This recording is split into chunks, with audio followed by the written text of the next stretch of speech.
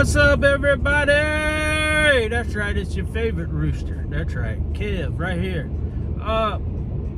One of my subscribers is a big NASCAR guy, and I'm gonna send a shout out to my NASCAR guy, Michael. You know who I'm talking to, buddy?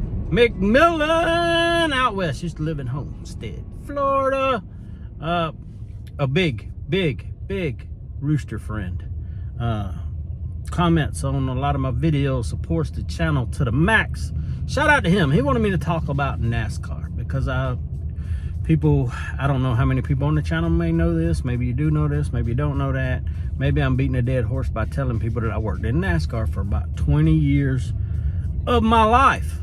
And he wanted me to tell some NASCAR stories on this channel, and I know it's not relatable to the Gamecocks, except for Dale Earnhardt Jr. is a Gamecock fan. How about that?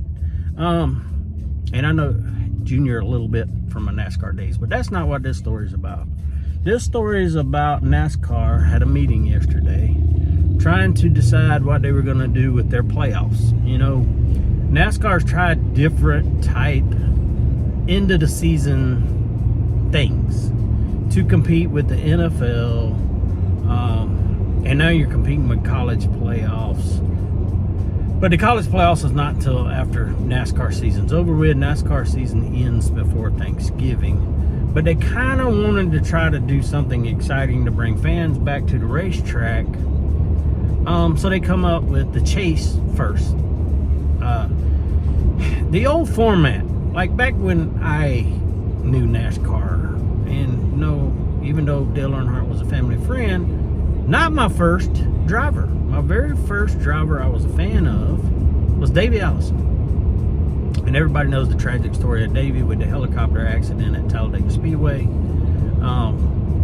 But Davey Allison was my favorite driver as a kid until the day I met Dale Earnhardt. Things kind of changed, and I'll tell you why in a later story. But yeah, Davey Allison was my man. So, you know, they had a lot of representative people I know.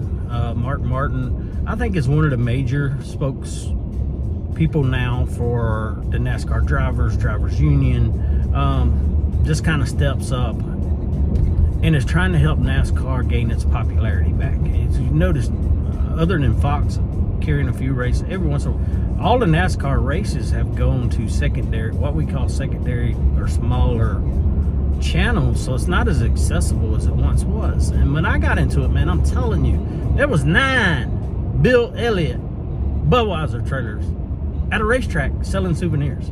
Now they don't have 9 souvenir trailers total at a NASCAR event. Total. You couldn't contain one driver, if he was a popular driver, with one single souvenir trailer. Everybody said, well, Rooster, how'd you get into it? It don't matter. We're going to tell all these stories. We got a whole summer of stories we can tell if you guys want to hear them. How a sport ruined itself, and college football's headed the same way.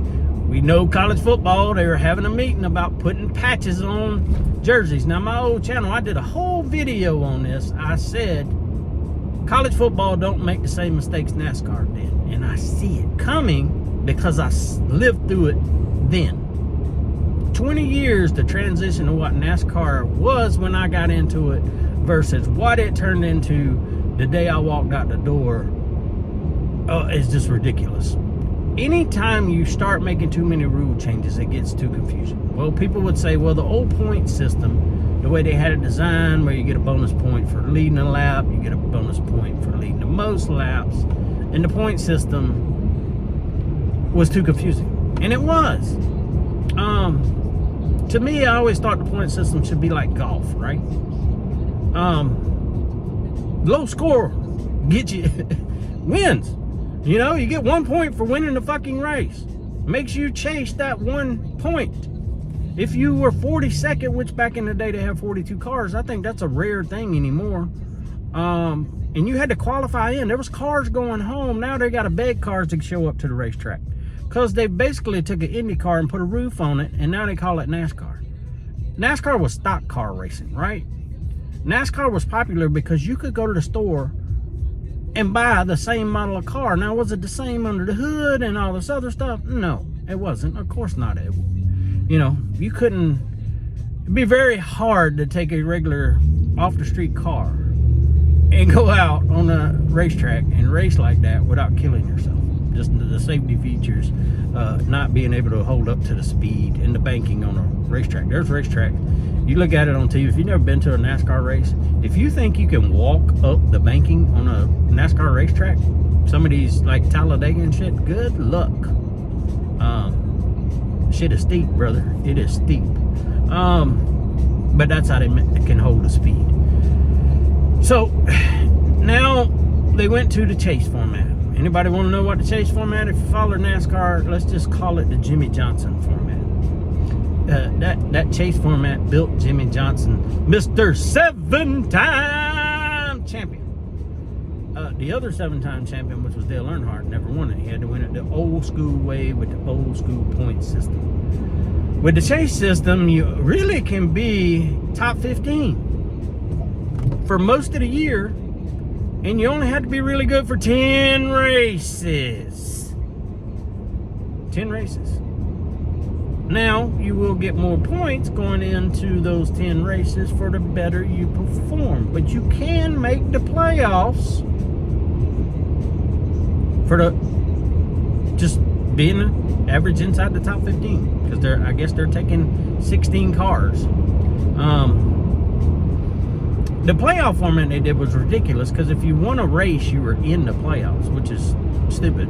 Can you imagine a football team winning one game and you're in the playoffs? Which we may be headed to that in college football.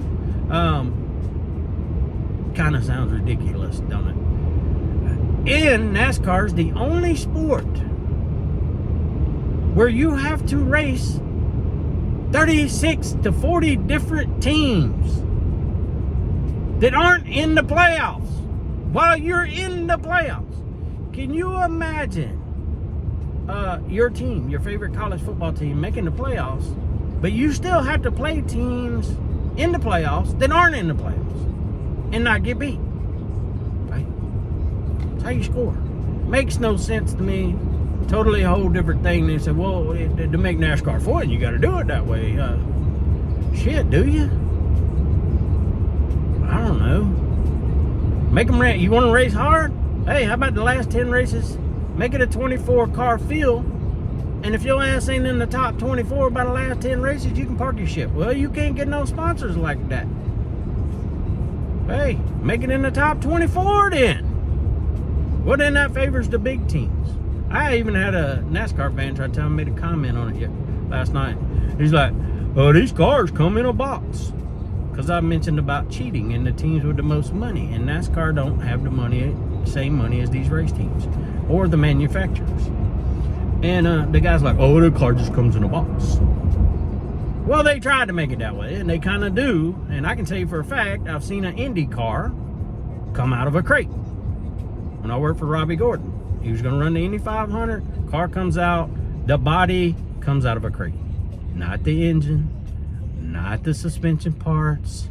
None of that comes out of that same box. Only time I ever received a motor in a box was Toyota Racing Development when I worked for Toyota. Very few teams, or let's say one, Joe Gibbs had the ability to build a Toyota motor. Other than that, you had to box them up and send them out to California to Toyota's Racing Development. When you were done with it, and they would send you another one. Kind of the way it worked. You had to pay for those too. Unless you finished in a certain position or won a championship, as I well know. But the teams had to pay for those motors and all the engine tuners. The race team themselves do not. Well, some of them do. If you're ECR, Earnhardt Childress Racing engines, I think that's still a thing. I don't know. I don't keep up very much anymore. They send you an engine tuner. Of course, when I worked for Kevin Harvick at the time drove for Richard Childress in the Cup Series. So the Busch cars were supported by ECR. So we got a engine tuner, which we ran carburetors back then too. We didn't have all this electronic shit. So now I'm assuming the engine tuner is an engineer. A lot of those in NASCAR. But NASCAR doesn't have the money that these manufacturers and race teams do.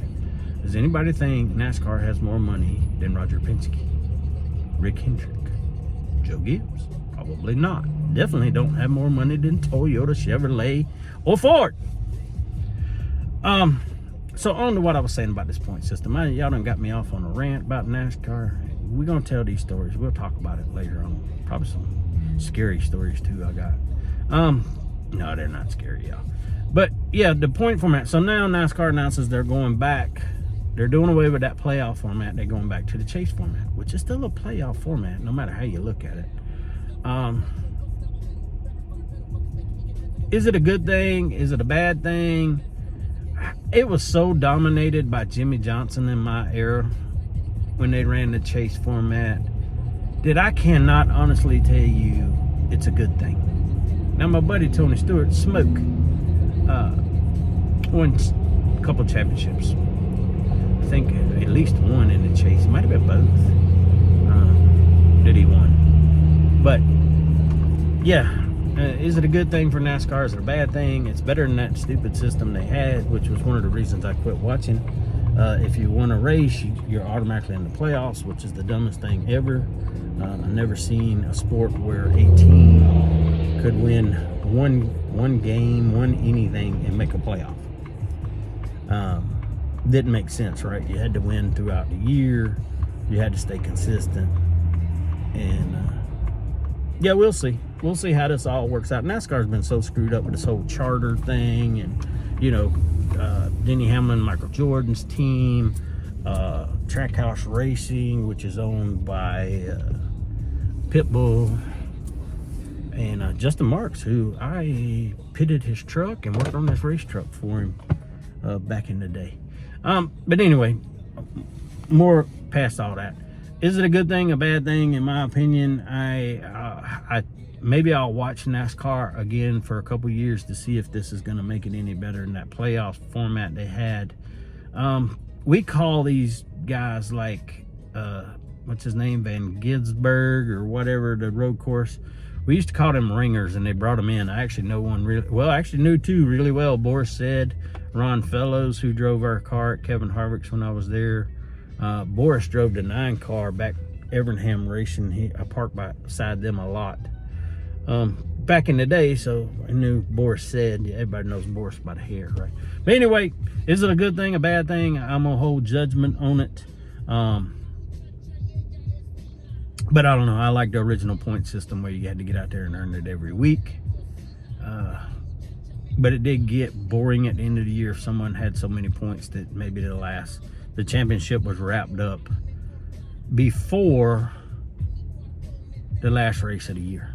And that happened quite a few times. But anyway, love all you guys. Thanks for supporting the channel. Hit the like and subscribe. If you want to hear more of Rooster's NASCAR stories, right here. Stay tuned. We'll talk about them during the summer when there's not a lot of conversation about college football. But until then, y'all stay safe. Peace.